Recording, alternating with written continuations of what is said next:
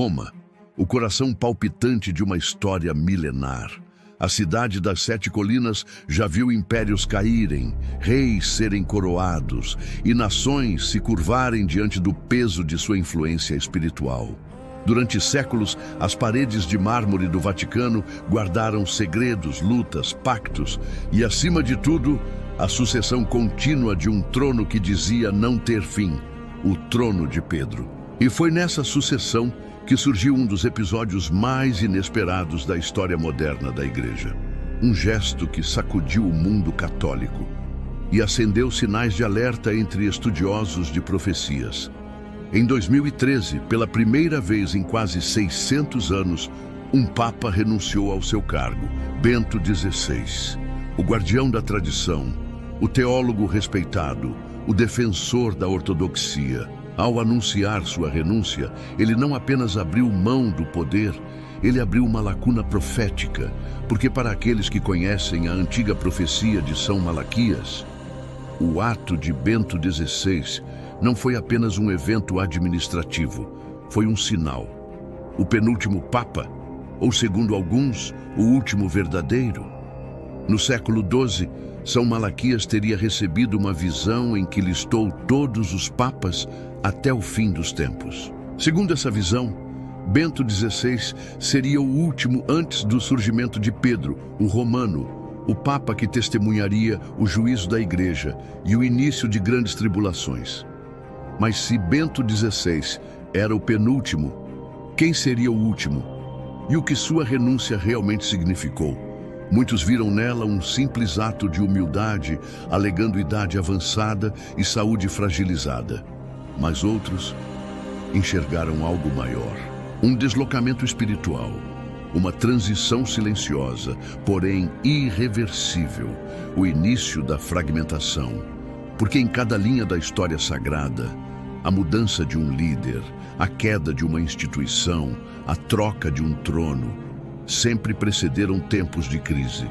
A pergunta que surge é: a renúncia de Bento XVI foi uma escolha pessoal ou foi um movimento profetizado, destinado a abrir o palco para o último ato da história da Igreja?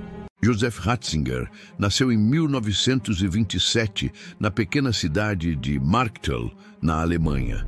Desde jovem, demonstrou uma inteligência acima da média, uma mente afiada e uma profunda sensibilidade espiritual.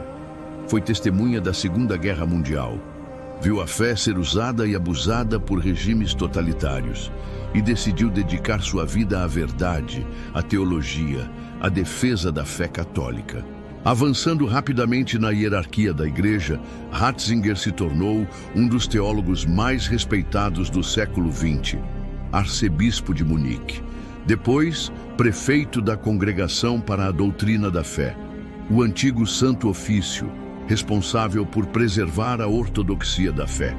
Era chamado por uns de guarda da tradição, por outros de Panzer Cardinal, o cardeal blindado.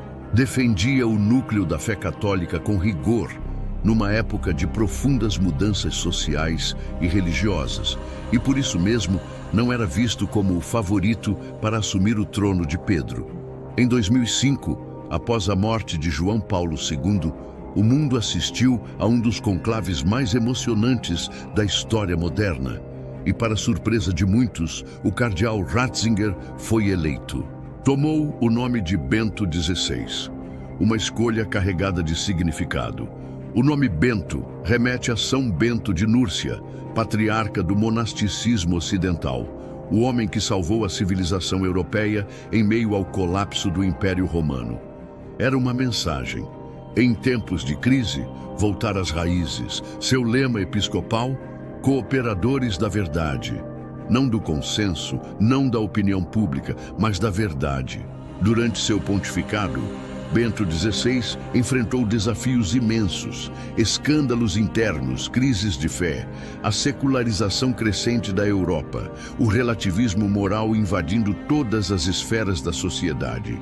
Ele escreveu encíclicas profundas, defendeu a liturgia tradicional, buscou o diálogo interreligioso, mas sem abrir mão da identidade cristã. Era um homem de pensamento num mundo que cada vez mais valorizava a aparência. E então, em fevereiro de 2013, ele surpreendeu o planeta. Durante um consistório aparentemente rotineiro, Bento XVI anunciou que deixaria o papado. Motivo declarado: minhas forças, devido à idade avançada, já não correspondem adequadamente para exercer o ministério petrino. Foi um choque.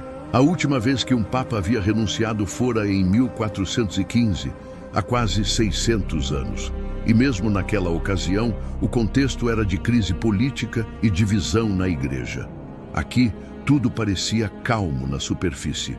Mas, para quem prestou atenção, o gesto dizia mais do que 1000 palavras. A renúncia de Bento XVI quebrou uma tradição quase ininterrupta. Abriu um espaço vazio no trono de Pedro.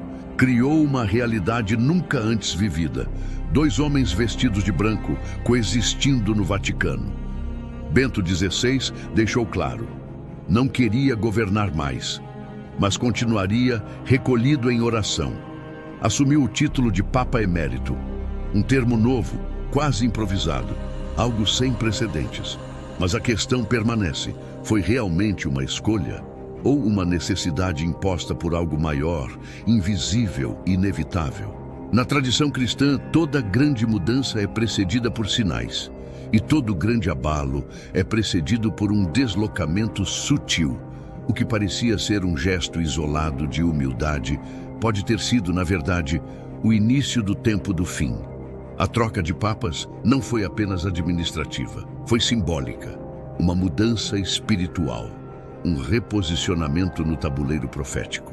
E se Bento XVI, em sua lucidez e discernimento, soubesse exatamente o que estava fazendo?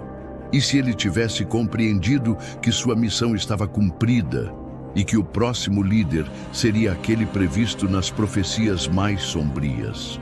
A antiga profecia de São Malaquias lista uma série de lemas curtos e misteriosos para cada papa que governaria a igreja até o fim dos tempos. Cada lema parecia enigmático, quase aleatório, até que os séculos passaram. E os estudiosos começaram a notar algo estranho.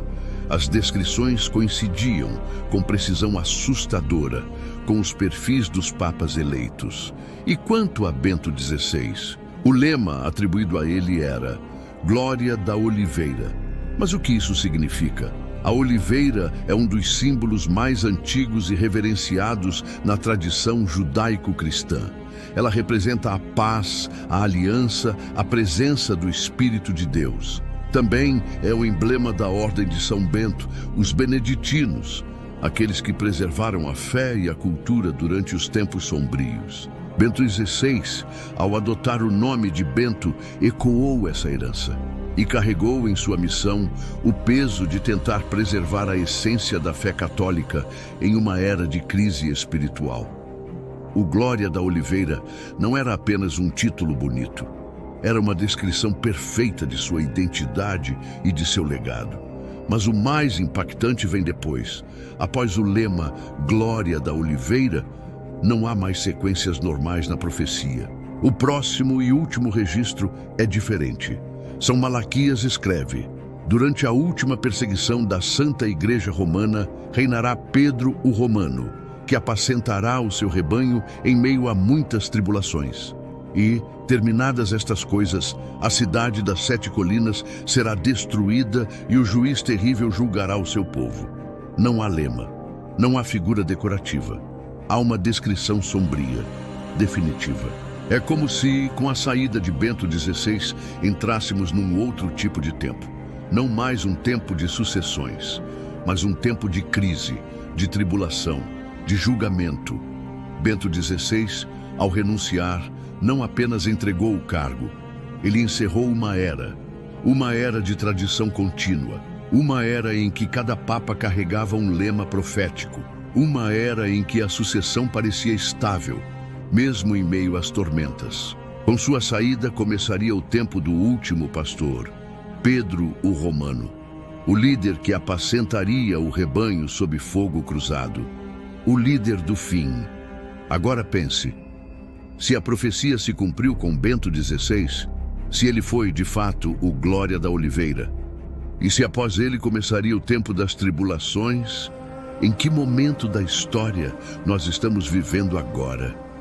E quem ocupa o trono de Pedro neste exato momento? A história da humanidade é cheia de rupturas silenciosas, de mudanças que no momento em que acontecem parecem apenas curiosidades, mas que, vistas à distância, revelam-se pontos de não retorno. A renúncia de Bento XVI foi um desses momentos. Não foi apenas o adeus de um homem sábio e cansado. Foi o sinal de que o ciclo da tradição havia chegado ao seu fim, que o tempo da estabilidade havia terminado e que agora caminhamos sobre pés de ferro e barro. A profecia de São Malaquias não descreve dezenas de papas após Bento XVI. Ela descreve apenas um último pastor, um último trono, um último ato. E em meio a essa atmosfera de transição, a pergunta ecoa: quem é Pedro, o romano? Quem é o líder que apacenta um rebanho em meio a tribulações? Será que já está entre nós? A resposta pode mudar tudo o que pensamos saber sobre o presente e talvez possa nos preparar para o que ainda está por vir. No próximo episódio, vamos mergulhar na figura mais enigmática das profecias finais: Pedro, o Romano, a identidade do último Papa. Quem é ele? O que realmente representa? E o que o seu tempo de governo pode anunciar para toda a humanidade? Prepare-se. A contagem regressiva não começou agora. Ela já está em andamento.